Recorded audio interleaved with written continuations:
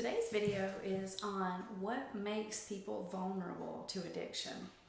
And I'm going to answer that question in three categories. The first category is genetics, so we'll spend a little time talking about that. The second category is underlying mental health conditions, which is kind of related to genetics. And then the third category is major life events. So let's start with genetics. We've known for a long time that there is some sort of genetic connection for people with substance use disorders. It tends to run in families. That's basically what we know.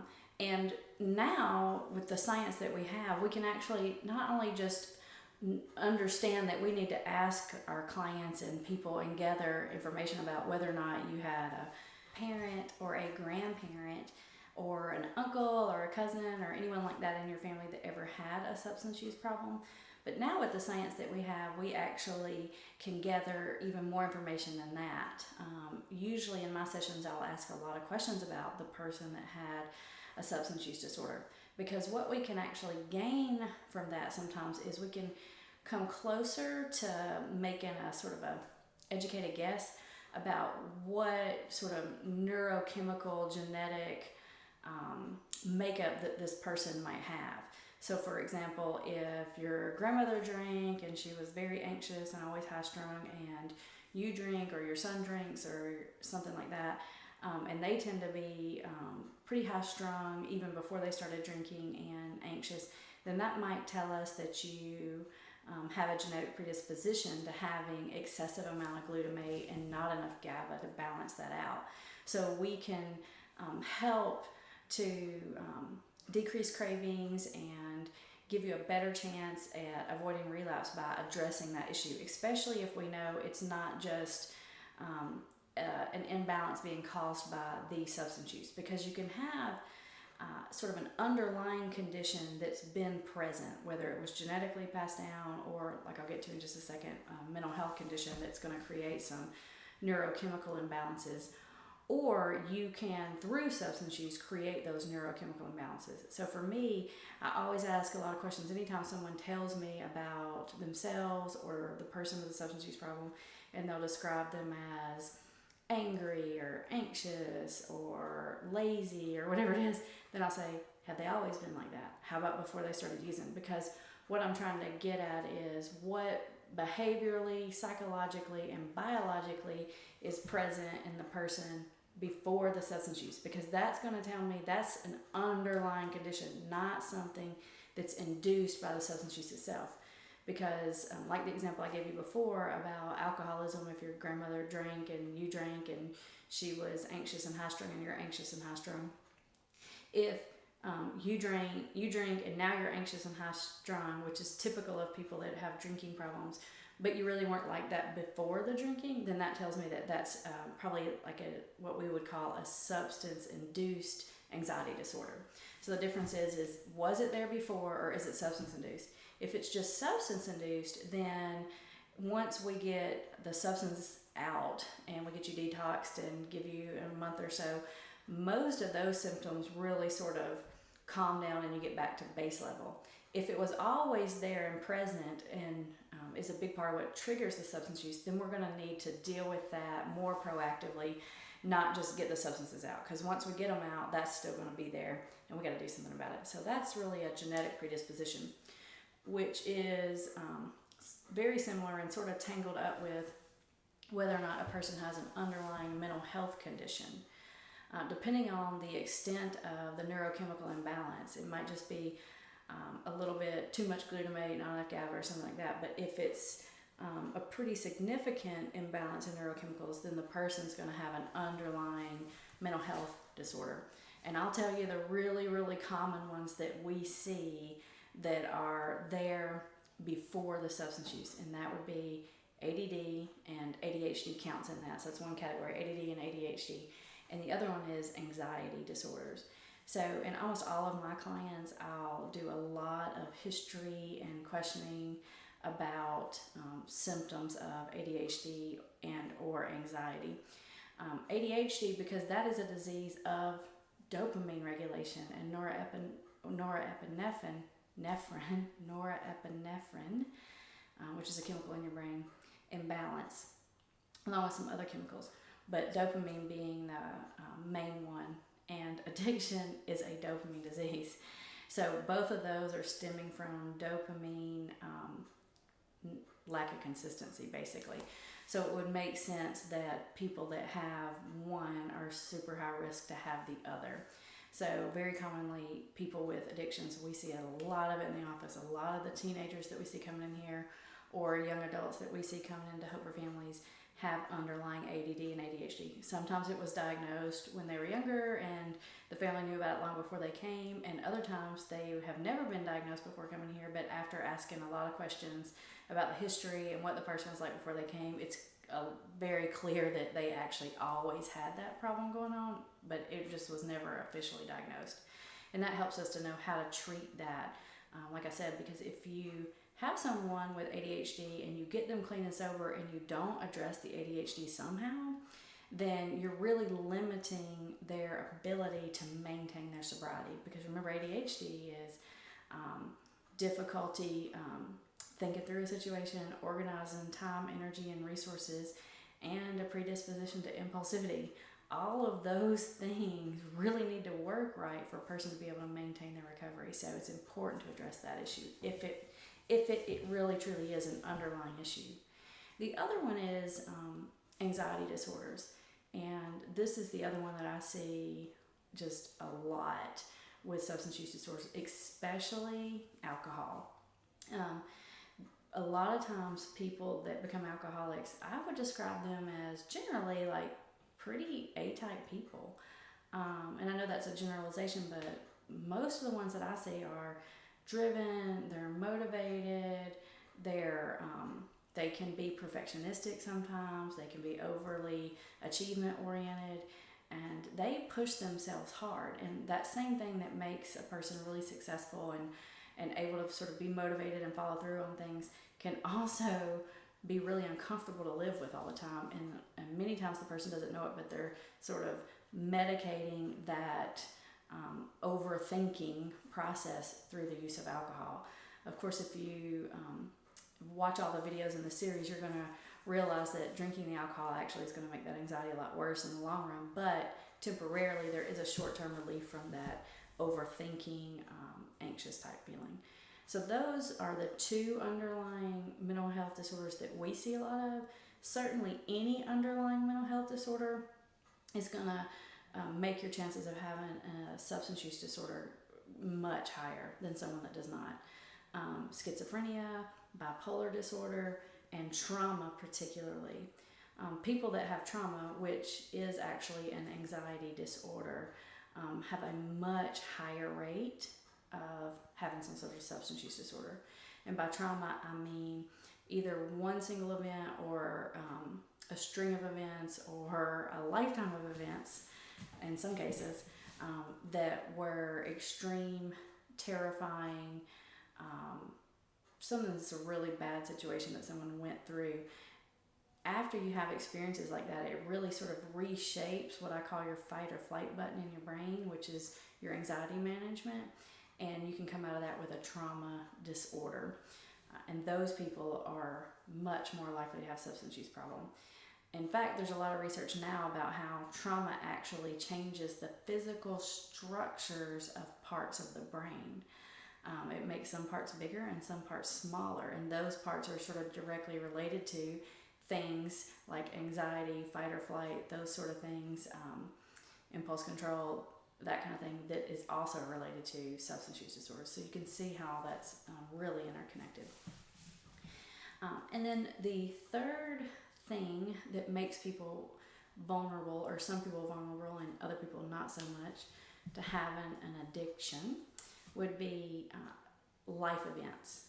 And by life events, I mean a lot of times I will be treating someone who maybe they drank for most of their life socially and it really wasn't problematically, or they smoked marijuana, or they used other substances recreationally for a long time and it really never was problematic. It wouldn't meet the criteria for substance use disorder. For sometimes even years. And then all of a sudden, the person that wasn't an addict or an alcoholic begins to sort of transition over to someone that's symptomatic of someone that actually has a substance problem, not just a social user of substances. And it's important to remember that it's not really you are or you aren't, it's where am I at on the continuum. So when I say I don't really want to say turn into an addict, because it's not like that happens overnight, but more and more symptoms can come on, and you can have a person that did not have a problem that now does have a problem. Let me give you some examples of some of those life circumstances that have a tendency to trigger that. Any sort of unwanted loss in your life. So let's think about what that might mean. Like, I lost my job and it was unexpected. That's huge. Or I lost a loved one through death or illness. That's huge. Or something happened that disabled you, something physically impaired you. That's a loss. It can even be loss of dream. Like, I always had it in my head that I was going to be a rock star, and that doesn't work out. And then we call that loss of dream. So it's basically a major disappointment or letdown in your life. And you might be wondering, well, why would that make some people more prone to addiction? The reason is because when you're in that state of grief, your brain chemicals are actually different. So they sort of unbalance. And your serotonin levels drop and your dopamine levels really drop. And that person that may have been using socially, now when they're using, they probably don't consciously recognize this, although some do. They're actually using to fix that grief or that neurochemical imbalance in their brain. So now I'm not just using socially occasionally because it's fun. Now I'm using or drinking to fix a problem, and that's different. And as you continue to do that over a period of time, then your brain, of course, becomes more and more used to that substance. It makes changes related to what you're using and how frequently you're using, and then you really can shift from being a social drinker or user into a problematic drinker or user. The other thing about life circumstance that I'll tell you that can really impact substance use disorders is maybe you have someone who already might qualify for a moderate substance use disorder, or in old terms we used to call it substance abuse, but maybe not substance dependence.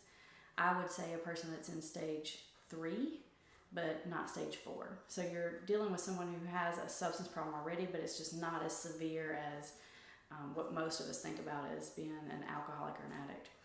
If you have that person, the problem's already in play, they're already in stage 3, which means they're already having negative life consequences associated with their use. If that person then experiences a major loss in their life, or a loss of structure in their life, then pretty often what you're going to see is that that person's going to transition from being a stage 3 problem into a stage 4 problem. So maybe before they didn't have to drink or use every day, but when they did, they tended to go overboard. That might be stage 3. Stage 4 is what you probably would think of as chemical dependency.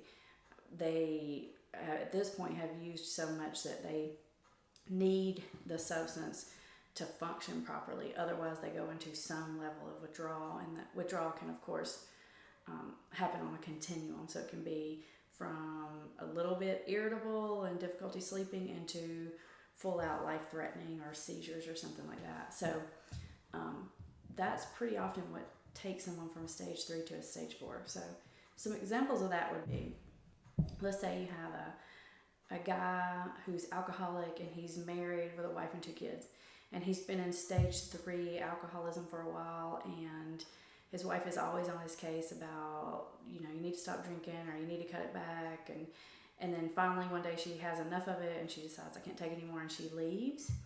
Most often in that situation, the wife was keeping the floodgates on the drinking to some degree, because she was around, she was on him. He's probably making promises that he's not going to drink or he's going to cut it back.